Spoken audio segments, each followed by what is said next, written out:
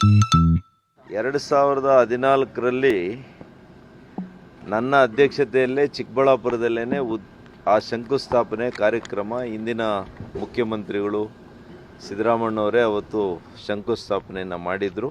ಅದು ನನ್ನ ಅಧ್ಯಕ್ಷತೆಯಲ್ಲೇ ಅವತ್ತು ಕಾರ್ಯಕ್ರಮ ನಡೆದಿತ್ತು. ಮೊದಲನೇ ಹಂತ ಇವತ್ತು ಉದ್ಘಾಟನೆ ಆಗ್ತಾ ಇದೆ. ಮಾನ್ಯ ಡಿ ಕೆ ಶಿವಕುಮಾರ್ ಅವರು ಕೂಡ ನನಗೆ ಆಹ್ವಾನವನ್ನು ಮಾನ್ಯ ಉಪಮುಖ್ಯಮಂತ್ರಿಗಳು ವೈಯಕ್ತಿಕ ಆಹ್ವಾನ ಪತ್ರವನ್ನು ಕೂಡ ಕಳಿಸಿದ್ದಾರೆ. ನಾನು ಅವ್ರಿಗೆ ಆಭಾರಿಯಾಗಿದ್ದೇನೆ. ಮೊದಲನೇ ಹಂತದಲ್ಲಿ ಏನು ಇವತ್ತು ಆ ಒಂದು ಯೋಜನೆಯನ್ನು ಇವತ್ತು ಉದ್ಘಾಟನೆ ಮಾಡ್ತಾ ಇದ್ದಾರೆ, ಅದಕ್ಕೆ ಈ ಸರ್ಕಾರಕ್ಕೆ ಮೊದಲನೇದಾಗಿ ನಾನು ಅಭಿನಂದನೆಯನ್ನು ಸಲ್ಲಿಸ್ತೇನೆ. ಈ ಯೋಜನೆ ಎಲ್ರಿಗೂ ತಿಳಿದಿರೋ ಹಾಗೆ ಚಿಕ್ಕಬಳ್ಳಾಪುರ, ಕೋಲಾರ, ಬೆಂಗಳೂರು ಗ್ರಾಮಾಂತರ ಜಿಲ್ಲೆಗಳಿಗೆ ವಿಶೇಷವಾಗಿ ಕುಡಿಯುವ ನೀರಿಗೆ ಮತ್ತು ಬಯಲುಸೀಮೆ ಜಿಲ್ಲೆಗಳು ಇದು ತಲುಪಿಸಬೇಕು ಅಂತೇಳಿ ಉದ್ದೇಶ ಮಾಡಿದಂಥ ಯೋಜನೆ.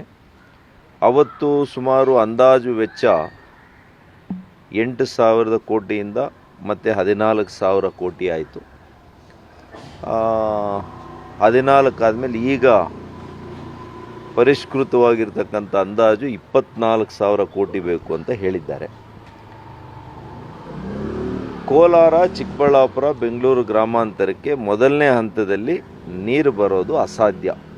ಯಾಕೆಂದರೆ ಅನೇಕ ವರ್ಷಗಳಾಯ್ತೀಗ ಎಲ್ಲಿ ನಮ್ಮ ಕೊರಟಗೆರೆ, ದೊಡ್ಡಬಳ್ಳಾಪುರ ಇದರ ಮಧ್ಯೆ ಜಲಾಶಯವನ್ನು ನಿರ್ಮಾಣ ಮಾಡಬೇಕಾಗಿತ್ತು. ಇದರ ಭೂಸ್ವಾಧೀನ ಕೂಡ ಆಗಲಿಲ್ಲ. ನಾನು ಇಷ್ಟೇ ಮನವಿ ಮಾಡ್ತೀನಿ, ಇದರಲ್ಲಿ ರಾಜಕಾರಣ ಮಾಡಲಿಕ್ಕೆ ಹೋಗಲ್ಲ. ಯಾವ ಸರ್ಕಾರ, ಎಲ್ಲ ಸರ್ಕಾರಗಳು, ನಮ್ಮ ಸರ್ಕಾರದಲ್ಲಿ ಮಾನ್ಯ ಬೊಮ್ಮಾಯಿರವರಿದ್ದಾಗ ನಾನು ಕೂಡ ಒತ್ತಾಯ ಮಾಡಿ ಸುಮಾರು 3,000 ರಿಂದ 4,000 ಕೋಟಿ ರೂಪಾಯಿಗಳನ್ನು ನಾವು ಬಿಡುಗಡೆ ಮಾಡಿಸಿದ್ದೀವಿ. ಕಾಮಗಾರಿ ಭಾಳಷ್ಟು ವೇಗ ತಗೊಂಡಿದ್ದೆ ನಮ್ಮ ಕಾಲದಲ್ಲಿ. ನವೆಂಬರ್ ಡಿಸೆಂಬರಲ್ಲಿ 22 ಡಿಸೆಂಬರ್ಗೆ ಈ ಮೊದಲನೇ ಹಂತದ್ದು ಉದ್ಘಾಟನೆ ಆಗಬೇಕಾಗಿತ್ತು. ಕಾರಣಾಂತರಗಳಿಂದ ಆಗಲಿಲ್ಲ. ಆದರೆ ಇವತ್ತು ಆಗ್ತಾ ಇದೆ, ಸಂತೋಷ ನನಗೆ. ನಾನು ಮನವಿ ಮಾಡೋದು ಇಷ್ಟೇ ಈ ಸರ್ಕಾರಕ್ಕೆ, ಮಾನ್ಯ ಡಿ ಕೆ ಶಿವಕುಮಾರ್ ಅವ್ರಿಗೆ ವಿಶೇಷವಾಗಿ ನಾನು ಮನವಿ ಮಾಡ್ತೇನೆ. ಮುಂದುವರಿರ್ತಕ್ಕಂಥ ಕಾಮಗಾರಿ ಏನಿದೆ, ಮುಂದುವರಿಬೇಕಾಗಿರ್ತಕ್ಕಂಥ ಕಾಮಗಾರಿ, ಇದನ್ನು ಆದಷ್ಟು ಪ್ರಾಶಸ್ತ್ಯದಲ್ಲಿ ನೀವು ತಗೊಳ್ಬೇಕು. ಅನುದಾನ ನೀವು ಎಲ್ಲಿಂದ, ನಿಮ್ಮ ವ್ಯವಸ್ಥೆ ಏನಿದೆ ಈ ಸರ್ಕಾರದ್ದು ನನಗೆ ಗೊತ್ತಿಲ್ಲ. ಆದರೆ ಅನೇಕ ಯೋಜನೆಗಳಿಗೆ ನೀವು ಸಾಲ ಮಾಡ್ತಾಯಿದ್ದೀರಿ. ನೀವು ಇಂಥ ಒಂದು 40-50 ಲಕ್ಷ ಜನ ಇವತ್ತು ಕುಡಿಯೋ ನೀರು, STP ನೀರನ್ನು ಕುಡಿಯುವಂಥ ಪರಿಸ್ಥಿತಿಯಲ್ಲಿ ನಾವಿದ್ದೀವಿ. ದೇಶದಲ್ಲಿ ಎಲ್ಲೂ ಇಲ್ಲ ಈ ಪರಿಸ್ಥಿತಿ. ದೇಶದಲ್ಲಿ ಯಾವೊಬ್ಬ ಪ್ರಜೆ ಕೂಡ STPಯಿಂದ ಬಿಡುಗಡೆ ಆಗಿರ್ತಕ್ಕಂಥ ನೀರನ್ನು ಸೇವನೆ ಮಾಡ್ತಾ ಇರ್ತಕ್ಕಂಥದ್ದು ದುರದೃಷ್ಟ. ನಮ್ಮ ಭಾಗದ ಜನರು ಶಾಪಗ್ರಸ್ತರಾಗಿದ್ದೀವಿ ನಾವು ಇವತ್ತು. ಈ ಶಾಪದಿಂದ ವಿಮೋಚನೆ ಮಾಡುವಂಥ ಕೆಲಸ ಮಾಡಿ, ಪುಣ್ಯ ಕಟ್ಕೊಳ್ಳಿ. ನೀವೇ ಹೆಸರು ಕೀರ್ತಿನೂ ತಗೊಳ್ಳಿ. 2012ರಲ್ಲೇ ಈ ಯೋಜನೆಗೆ ಅಂದಿನ ಮುಖ್ಯಮಂತ್ರಿಗಳು ಸದಾನಂದ ಗೌಡರು ಆಡಳಿತ ಅನುಮೋದನೆ ಕೊಟ್ಟಿದ್ದರು. ಆದರೆ ಶಂಕುಸ್ಥಾಪನೆ ಮತ್ತು ಈ ಯೋಜನೆಯನ್ನು ಕೈಗೆತ್ತಿಕೊಂಡಿದ್ದು ಖಂಡಿತವಾಗಿಯೂ ಮಾನ್ಯ ಸಿದ್ದರಾಮಯ್ಯನವರ ನೇತೃತ್ವದ ಅಂದಿನ ಕಾಂಗ್ರೆಸ್ ಸರ್ಕಾರ, ಎರಡು ಮಾತಿಲ್ಲ.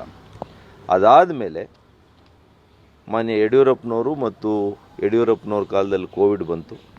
ಅದಾದ ಮೇಲೆ ಬೊಮ್ಮಾಯಿರವ್ರ ಕಾಲದಲ್ಲಿ ಸುಮಾರು 3,000 ರಿಂದ 4,000 ಕೋಟಿ ರೂಪಾಯಿಗಳನ್ನು ಕೊಟ್ಟು ಕಾಮಗಾರಿ ಪ್ರಗತಿ ಭಾಳ ವೇಗವನ್ನು ಕೊಟ್ಟಿದ್ವಿ. ಇನ್ನೊಂದು ಉಪಾಯ ಇದೆ, ಇನ್ನೂ ಸುಲಭವಾಗಿ ಬರಲಿಕ್ಕೆ.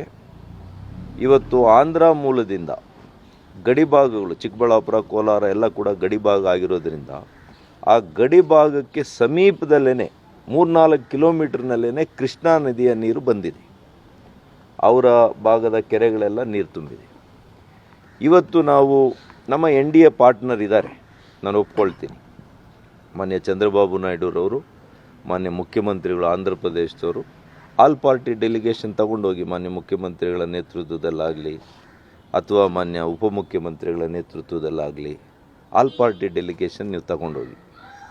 ಖಂಡಿತ ಇದು ಸಾಧ್ಯ ಆಗ್ತದೆ. 10 TMC ನೀರನ್ನು ನಾವು ನಾರಾಯಣಪುರ ಡ್ಯಾಮ್ ಮೂಲಕ ಆಂಧ್ರಕ್ಕೆ ಕೊಟ್ಟು ಆಂಧ್ರ ಭಾಗದಿಂದ ಕೃಷ್ಣಾ ನದಿಯ ನೀರು ನೀವು ಚಿಕ್ಕಬಳ್ಳಾಪುರ, ಕೋಲಾರ, ಬೆಂಗಳೂರು ಗ್ರಾಮಾಂತರಕ್ಕೆ 6 ತಿಂಗಳೊಳಗಡೆ ಈ ಯೋಜನೆ ಆಗುತ್ತೆ.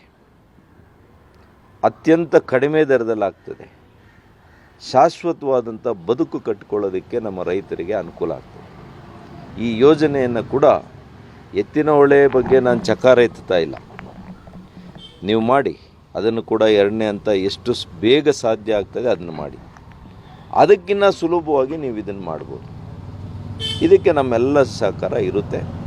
ಮತ್ತೊಮ್ಮೆ 1ನೇ ಹಂತದ ಯೋಜನೆ ಇವತ್ತೇನು ಉದ್ಘಾಟನೆ ಆಗ್ತಾಯಿದೆ, ನಾನು ಹೃದಯಪೂರ್ವಕವಾಗಿ ಅವರಿಗೆ ಅಭಿನಂದನೆಯನ್ನು ಸಲ್ಲಿಸ್ತೀನಿ.